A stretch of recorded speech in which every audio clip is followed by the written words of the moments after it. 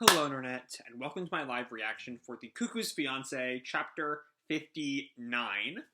When we last left our heroes, Hiro forced the gang into a night of horror, which they spent kind of engaging in some Ouija board antics, along with a not quite successful attempt at telling ghost stories. The important thing of the chapter, I think, is a name to the neighbor girl we were kind of introduced to in 56. Her name is and she was an old crush of Nagi's, at least according to the Ouija board. How accurate that ends up being, we'll probably see when she inevitably gets kind of roped into the cast. But yeah, there was a little bit of a drama over the girls kind of like left Nagi in the dark to see who he would call out to first, and he kind of called out to Sachi first. A little bit of a multiple ways to read into that. But yeah, all that being said, let's jump right on into chapter 59. We got our scan later page, and we open just with Hiro, who's just sort of looking around the house. She looks to be, like, draped in a towel, I think. She might be just out of the shower.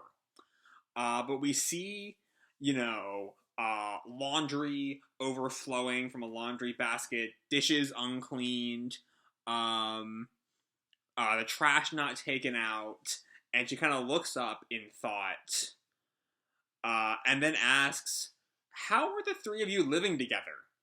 And she asked this to the trio, and Erika just looks at her, living together, and Hiro kind of nods, cleaning, laundry, cooking, how does all that work? And Erika kind of yawns, it's all taken care of, I guess. And Sachi sort of like tosses some food in her mouth, all taken care of. And we see Nagi sort of listening in, getting angrier and angrier before he just snaps, "I'm the one taking care of it all." And Hiro laughs, I see. And then we cut to the next morning, where we see Hiro is standing at the kitchen, and Nagi's like enraptured, because of course he is. And Hiro looks at him, "Good morning, Umino-kun. What are you doing?" And she just looks at him, "I'm doing chores." And Nagi's just like stunned. And I'm not quite sure if it's just, he's been in love with Hiro for a long time now, and seeing her in an apron making him breakfast is just something he's really into. Or if there's also a bit of like, no one has ever helped me do the chores before. Anyway, Hiro continues, "I thought I'd whip up some breakfast, you see?" But Nagi kind of like tries to stop her. No, it's fine, really. I'll do it. You should just make yourself at home." "That wouldn't do at all. After all, I am freeloading here." "She's right. You really should be the one doing all this. So just leave it to me." So Nagi kind of sits down on the couch. "Is that so? Well then, don't mind if I do." We can like very clearly see just like how rigid, how tense his body is at the thought of Hiro making breakfast for him. So basically that means I'll get to have Seigo-san's home cooking. And we see Hiro is lifting up something, as that might be a bowl or some kind of food item I don't recognize. I think it's a bowl. "Thank goodness I brought this for times like these." And then Nagi looks at her. "What's that you have there?" "Oh, this? Dry bonito, of course." "Oh, that's, it is food. It was, I don't know, it looked kind of flat, in the earlier panel. Good cooking starts from the broth, right?" And Nagi starts to get like a sweat drop. I'm curious if it's going to lead to the tired old she can't cook gag. Because he looks kind of nervous there, but I don't know enough about Japanese cooking to know exactly what the gag is supposed to be. Anyway, someone calls in, "Morning!" And we see Sachi and Erika very tired in their pajamas. I don't think we've ever actually seen Erika with her hair down like that. So there's something unique there. Anyway, she's yawning. "What's going on? You guys woke me up with the racket." And Sachi kind of agrees. And then the two of them look at what's going on. What? And we see Nagi's kind of relaxed here. He's got like his legs crossed, arms spread out. He's no longer the kind of rigid mess he was on the last page, which lets the sisters understand this in the exact wrong way. He's working Hiro-chan just like a slave. You're the worst, Nagi. And Nagi, you can feel Nagi get like real angry at that. Like they have no fucking room to talk here. And then he just says, "We need to have a talk, you two." Splitting chores, and it's clear some time has passed. They seem to be dressed. Erika's hair is done. So he didn't just like sit them down immediately. He was like, get dressed and have breakfast, and then we'll have this talk, which is nice of him. Anyway, Nagi goes on. That's right, because now that the four of us will be living together, I felt we should iron this out from the get go. What? Can't we just go on like that, like this? Whoever's free can just do it, right? Yeah, like whoever notices it first.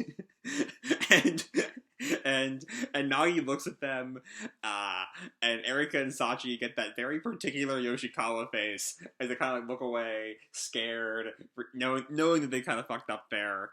And Nagi snaps at them. That's the problem. That's exactly why Segawa-san is doing chores for us. And the two of them are still just kind of trying to look away.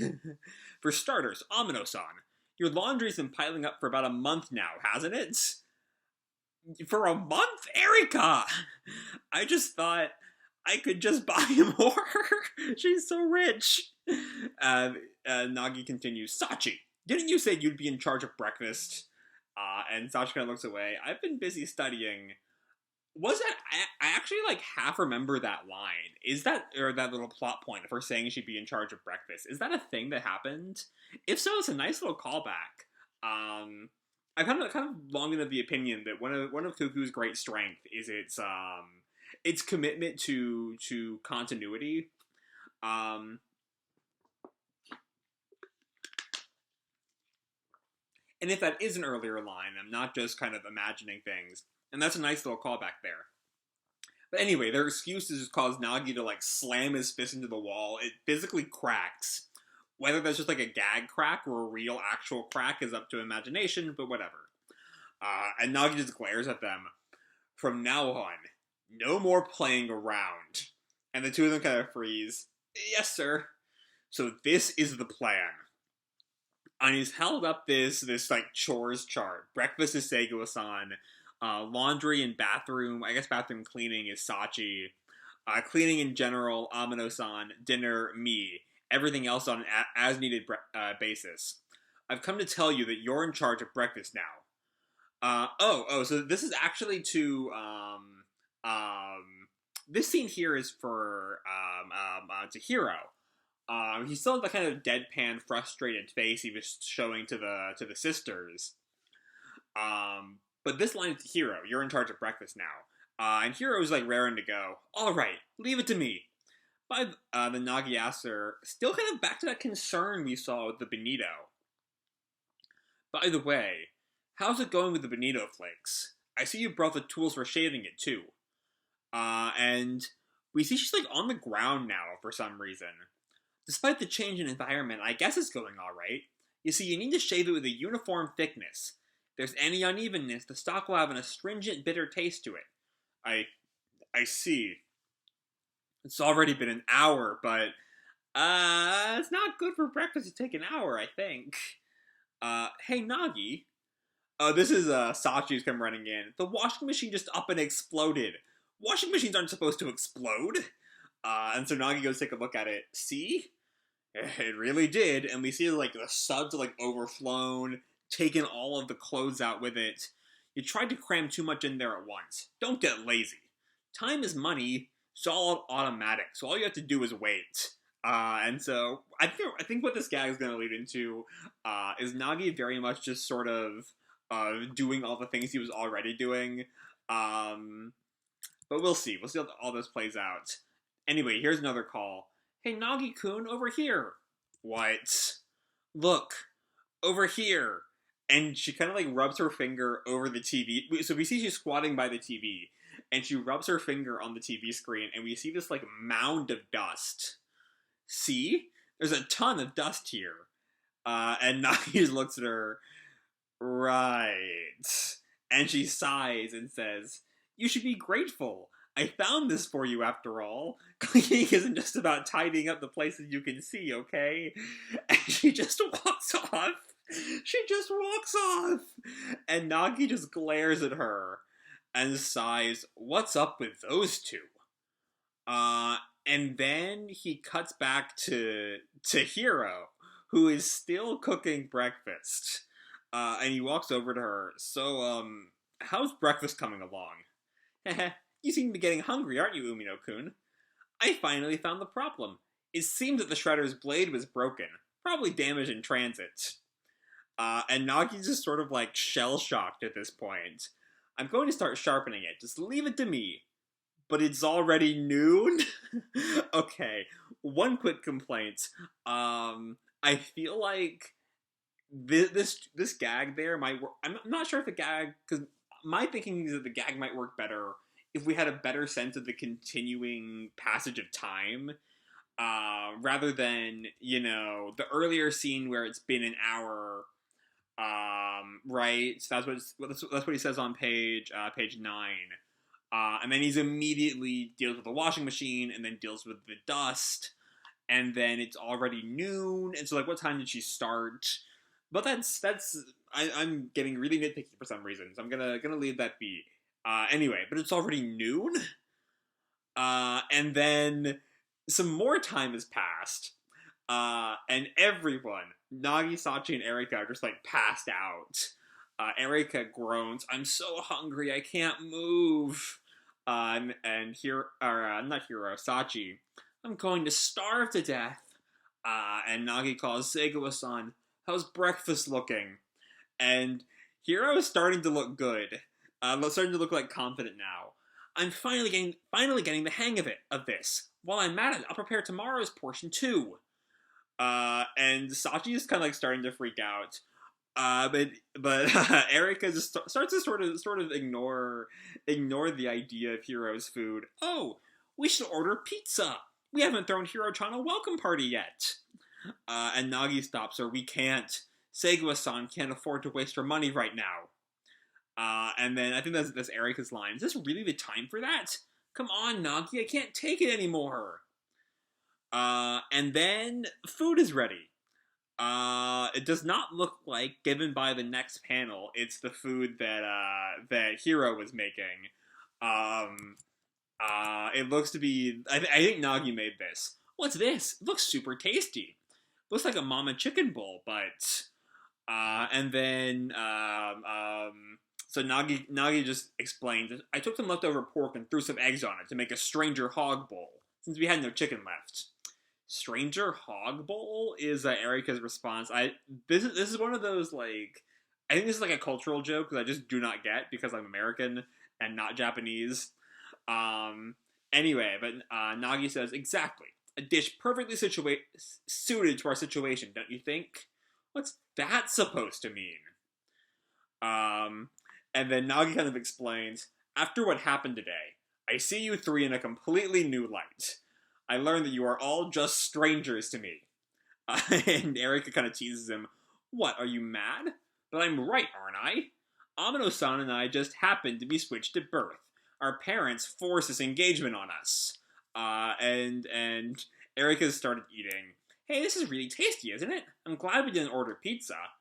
Sachi's my little sister, but we aren't even blood related.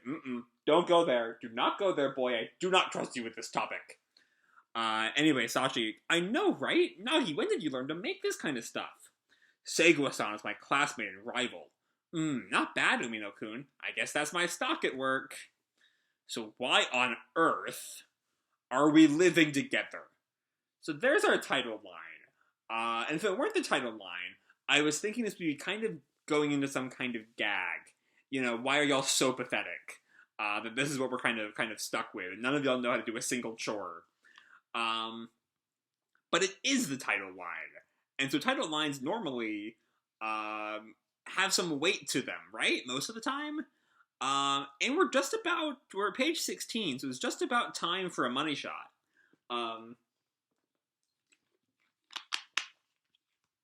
So anyway, let's see how this goes. Because the girls all freeze when he asks that question. Nagi-kun, this is Erika, what's wrong? And Sachi looks at him, Nagi, Hiro, Umino-kun. And we see our money shot is like a 2-page spread of Nagi weeping, a point, like no background behind him, with just like this mountain of food. Okay. So, hold on. I'm not seeing much of a... I don't know. Like, what's the connection? So he, like, why crying is the thing? Like, if he was angry at them for being so pathetic at their chores, right? That would be one thing. But he cries? I don't know. Let's see where you're going with this, Yoshikawa. We see him back in the storage closet where he's stuck living because his life sucks right now. He's like leaning his head on a cardboard box. What are you crying for, man? What for? And he sits up. I don't get it. What were those tears about? I'm shocked at myself. And then he thinks, and I cried in front of the three of them too. And he kind of tries to put it out of his mind. That was embarrassing. So I'm just going to study. And then Erika is kind of like watering the garden, I guess. She's like walking by the storage room window with a hose. Nagi-kun, there's still laundry left to do. And then Nagi snaps at her. Can you just do it yourself? And then he thinks, it sucks. There's no privacy in the storage room at all. And Erika turns to him. Hey, Nagi-kun, maybe it meant you were happy. Oh, she heard. Yeah. No, sorry, I missed the line. Nagi looks at her. Happy? Yeah. And then he looks away. Do people cry when they're happy too? I had no idea. With tears, the flavor of joy. Next time we'll have a color page to celebrate the anime announcement. Right, I should probably talk about that. The anime got announced. And I saw the trailer. We'll see when there is a more detailed trailer what my thoughts on it really are. I find the art style kind of flat in the anime. But anyway, maybe with the anime out, I'll start to use the official title, A Couple of Cuckoos. I just think it's a really lame title compared to Cuckoo's Fiancee. But we'll see what all comes of that as the anime kind of comes out. Anyway, let's talk this chapter. Okay. So it starts out really, really funny. I like the kind of gags of, like, it's just kind of a classic setup of, you know, Nagi really wants people to pull their weights, but they can't, and so he's kind of the only one who can. It's kind of a classic thing, but in typical Yoshikawa style, it manages to be really, really funny while it's doing it. From Erika and Sachi at the beginning, trying to, like, the whole, can't we just go on like this? Whoever's free can just do it. And Nagi's just like, please die. Just fucking die. To actually, like, I especially love the gag. I love Hiro's gag here. I think that's, you know, the whole girl but can't cook thing is sort of a tired gag. Playing on, let's say it's kind of a riff on sexist stereotypes, but not exactly a good riff most of the time. But I like the way it plays out here. It's just like honestly, not knowing the passage of time, I kind of criticized that earlier in the chapter, but it kind of works in the gag's favor, in that, like, you don't really know how bad it's going until, you know, Nagi hits you with, but it's already noon. You think it's like a little late. If they start at like 7, or if they wake up at like 7 or something, and she's making breakfast for an hour, that's like 8. But no, it's noon. But I think my problem with this chapter is that there's not much in the way of resolution. If that makes any sense.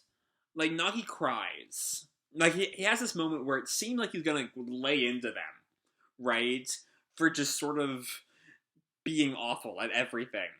And then he doesn't. Like, nothing really comes of that. It's such a weird little moment. Not even a weird little moment, it's a weird end to the chapter. you know, he's like, this is the moment where he just lays into them about how bad they are at everything. And then instead he cries, and he's like, because he's happy? But why? What? It's just such a weird thing. Is he happy? Like, is it maybe he's happy that he gets to, it's like an active service thing? He complains about it, but he likes being the one to do all the work. Um, I don't know. And it's a weird, like, do people cry when they're happy too? I had no idea. It's a weird line to end the chapter on. I don't know. The last quarter of this chapter is just so weird. Um, I don't know. I can't quite wrap my head around it. It's a really funny first three quarters or two thirds. And then the ending happens, and I just don't know how I feel about it at all. I don't get it. I don't know. Maybe there's something I'm missing here. Um, I don't know. I don't know what my thoughts are. I mean, I guess they're kind of negative in the long run. I think it's just sort of, there's something missing. Something about this is just not working. And I don't know what it is. I think it just feels sort of unresolved. And like it's the resolution we get kind of comes out of nowhere, if that makes any sense. I don't know. I wish I liked this chapter more than I did, because it starts out really, really funny, and then it just sort of doesn't continue being funny. And not in the like it's time to turn to a more dramatic plot line, but in a way that's just like it's continuing the same comedic plot line, but it's just weird. I don't know. It doesn't work for me. I don't know. It's disappointing for a chapter that's so fun to like kind of drop the ball in the end. And I'm more than happy if anyone wants to come in and like offer a counter way of looking at it, because I would love to like the ending. That's kind of like sometimes I'm critical of things, but I want to like things. I like liking things. And so in a chapter that's so much fun just sort of drops the ball in this way, I'm just sort of disappointed, and I want someone to come in and be like, actually, this is why it makes sense. So if you can explain it to me, please do. But yeah, that's kind of my thoughts on the chapter. It starts out strong, and then in the end, it just doesn't really work, I guess. So unfortunately, that's kind of where I have to leave this video off. Hope y'all enjoyed the chapter at the very least more than I did. And if not, hope you at least enjoyed the video. If you did, feel free to drop me a like or subscribe, or, you know, do whatever makes you happy, you know? And as always, people, your life is your own, okay? Bye!